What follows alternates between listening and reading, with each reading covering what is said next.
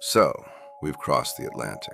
We've seen how a prince of the realm turned inappropriate friends into a royal birthright. But don't think for a second that this was just some European eccentricity. The Library of Compromise needed a headquarters in the New World, and it found one in the gaudy, gold-plated heart of Palm Beach. People ask me, was Trump part of it? That's the wrong question. In the world of high-stakes leverage, you aren't part of it. You're an asset, a neighbor, or a rival. And Donald Trump was all three. Let's look at the geography of the con. You have Mar-a-Lago on one side and Epstein's mansion on the other. Two suns in a very small, very twisted solar system. The newly released files, the ones the DOJ tried to keep under lock and key until 2026, finally confirm what the flight logs only hinted at. This wasn't just a casual, I saw him at a party relationship. This was a synchronized dance of power. You have to understand how Epstein operated. He didn't just look for girls,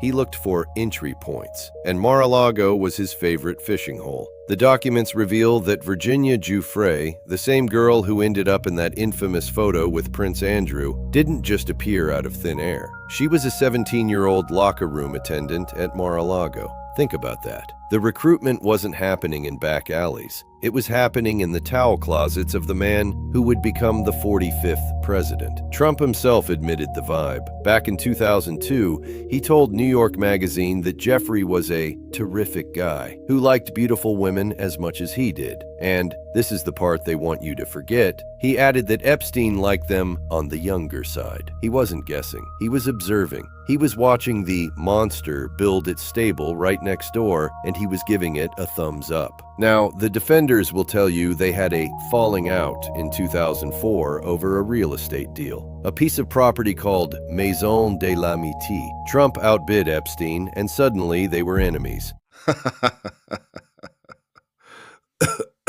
In my world, a falling out is what you do when the heat gets too high. You distance yourself. You create a paper trail of animosity. But the 2026 files show that the connective tissue remained. Even after the feud, at least a half dozen of Trump's top-tier administration officials, the people who would eventually run the country, remained peppered throughout the Epstein ledgers. We're talking about men like Tom Barrack, the billionaire kingmaker who helped orchestrate Trump's rise. His name is all over the secret files, tied to Epstein in ways that go far beyond a simple handshake at a charity gala. The swamp isn't a place, it's a network. And Epstein was the master electrician. Why did Alex Acosta, Trump's labor secretary, have to resign? Because when he was a U.S. attorney, he gave Epstein the deal of a lifetime, a non-prosecution agreement that shouldn't have been legal in any universe. When asked why, Acosta allegedly said he was told Epstein belonged to intelligence and to leave it alone. Trump knew who Epstein was. He saw the recruitment,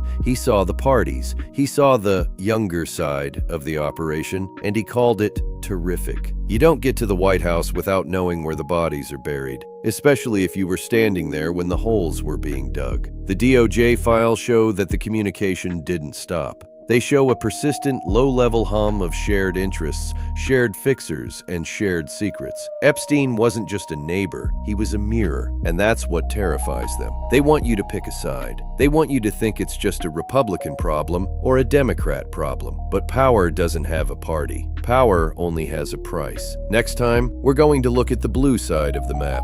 We're going to talk about the man from Hope, the foundation built on shifting sands, and why certain former presidents seem to have an allergy to the truth when it comes to the Lolita Express. The rabbit hole doesn't have a bottom, my friends. It just has more tunnels.